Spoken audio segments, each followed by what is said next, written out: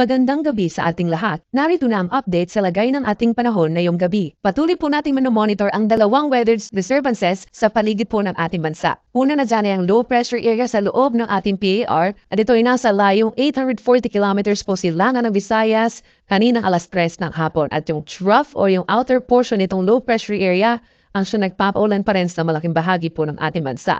Samantala, ito naman pong si Bagyo with international name na Boloven na isang super typhoon or malakas na bagyo na po at huli na mataan 2,280 kilometers po sa silangan ng Northern Luzon. So walang direct effect itong si Boloven sa alimang parte po ng ating bansa.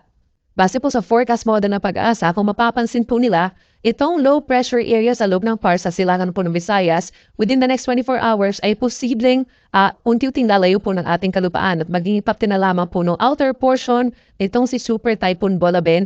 At ito naman po si Super Typhoon Boloven, kung mapapansin din po nila within the next 24 hours ay kikilos pa hilaga at pailihis palayo po ng ating bansa patungo po doon sa may northern portion of Pacific Ocean. Kung mapapansin din po nila, walang inaasahang pag-enhance ng habagat or southwest monsoon itong Bagyo Magi, itong low pressure area within the next 24 hours. Samantala, kung mapapansin din po nila sa loob ng 24 oras or hanggang bukas, possible po na may mabuong circulation at worst case low pressure area somewhere po sa may paligid ng Palawan, either sa may Sulusi or sa may West Philippine Sea. At ito pa rin po magpapaulan sa malaking bahagi ng Southern Luzon, Visayas, and even western section of Mindanao sa mga susunod po na araw. Samantala, kung mapapansin din po nila itong hangin galing sa may mainland Asia, ay siyang umiihip po papunta dito sa may Northern Luzon at ito po yung northeasterly wind flow, yung hangin galing sa hilagang silangan na siyang posibleng magdala po ng minsan malalakas na hangin at mataas na alon doon sa may extreme Northern Luzon. Within the next 12 hours or hanggang bukas po ng madaling araw, malaking bahagi pa rin ng bansa magkakaroon ng mga pagulan, bagamat kalat-kalat po ito at hindi tuloy-tuloy na malalakas. So asahan natin mataas ang tsansa na maulan dito sa Luzon, over Calabarzon, Bicol Region, and Mimaropa hanggang bukas na madaling araw dahil po doon sa trough ng low pressure area sa silangan po ng Visayas. Habang dito sa may Northern and Central Luzon, base na rin sa ating latest satellite animation, kung mapapansin nila bahagyang maulap at minsan maliwalas naman po ang kalangitan natin ngayong gabi hanggang bukas na madaling araw. Dito naman sa malaking bahagi ng Visayas, asahan pa rin po ang makulimlim na panahon at mga pag-ulan lalo na dito sa may western and central portions, dulot po yan ng trough ng low pressure area. So walang kinalaman sa bagyo at dito naman sa may papting summer provinces, bahagyang maulap hanggang maulap ngayong gabi at possible din po yung mga pulo-pulo at malalakas na mga thunderstorms na 1 to 2 hours. Samantala sa Mindanao, pinaka-apektado ng mga pag-ulan dulot ng trough ng LPA ang Zamboanga Peninsula, Northern Mindanao, Caraga Region at silangang bahagi pa po ng Davao Region. So mag-ingat pa rin sa mga posibleng pagbaha at pagbuho ng lupa.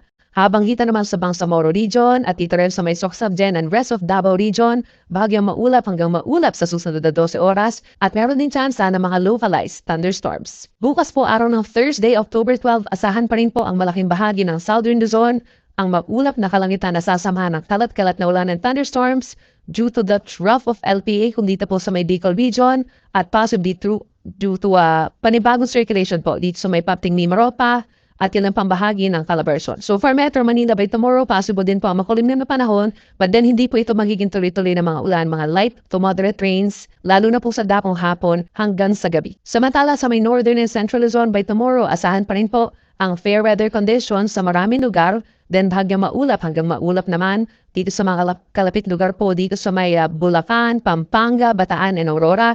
Then asahan naman po yung mga saglit na mga pagulan dulot ng localized thunderstorms. Sa hapon po yan hanggang sa gabi, lalo na may sa may Cordillera Region and Ilocos Region. Sa ating mga kababayan po sa Visayas by tomorrow, asahan pa rin na makulimlim na panahon dulot po ng trough ng low pressure area. So asahan yung mga kalat-kalat na ulan, light to moderate with the times heavy rains po yan.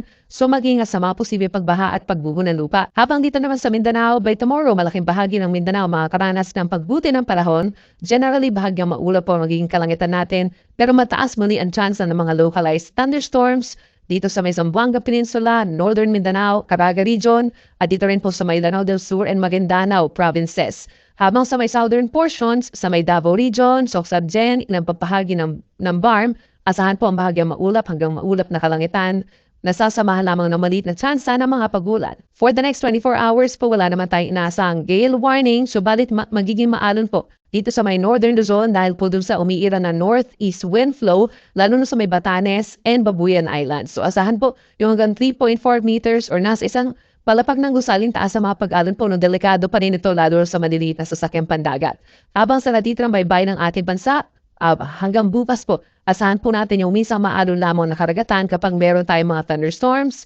At inuulit natin yung northeast wind flow sa mga susunod na araw pa po magtatagal. So magiging maalon pa rin po sa malaking bahagi ng northern Luzon. And for the next 3 days, asahan pa rin ang maulang panahon in many areas of Mimaropa, Western Visayas, and western portion of Mindanao dahil doon sa posibleng pamumuo po ng low pressure area dito sa may Patim Palawan na siyang unti-unting kikilos palayo ng ating kalupaan patungo po dito sa may bansang Vietnam. So asahan pa rin yung trough nitong LPA magpapaulan doon.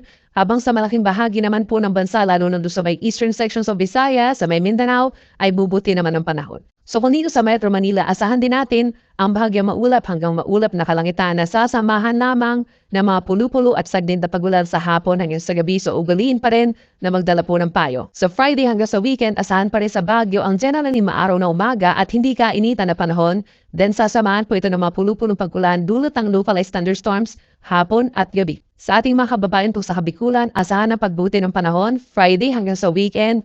Asahan lalo na sa umaga ang bahagyang maaraw na umaga dahil pagsapit po ng tanghali, possible hanggang 32 degrees Celsius na temperatura, so may kainitan po at sa dakong hapon hanggang sa gabi. Partly cloudy to cloudy skies with some isolated thunderstorms. Sa atong mga kaigsonan din na over Metro Cebu for the next 3 days pa. Asahan pa rin natin ang bahagyang pagbuti ng panahon doon. Generally may init at malinsangan sa tanghali din sasamahan po ng mga pulu-pulong ulan sa hapon at gabi. At pahuli sa atong mga kaigsonan din na over Metro Davao, asahanin po ang mainit na panahon in general hanggang sa katapusan ng weekend at aasahan din ang bahagyang maulap hanggang maulap na kalangitan na meron lamang saglit na pagulan.